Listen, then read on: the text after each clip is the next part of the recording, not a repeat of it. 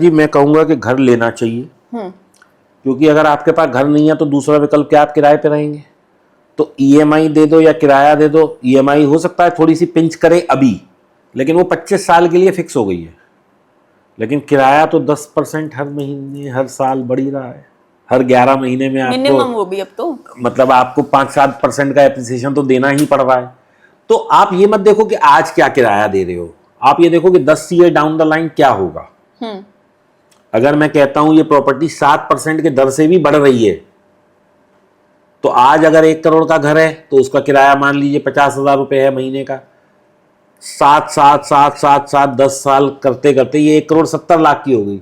तो अगर 1,70,00,000 की हो गई और आधा % ही रेंट यील्ड रही, तो उस वक्त किराया भी तो मैडम इसका 85,000 रुपये हो जाएगा। लेकिन आपकी ईएमआई अभी 60 है, तो ये 25 साल तक 60 ही रहने वाली है। तो you will be saving on that.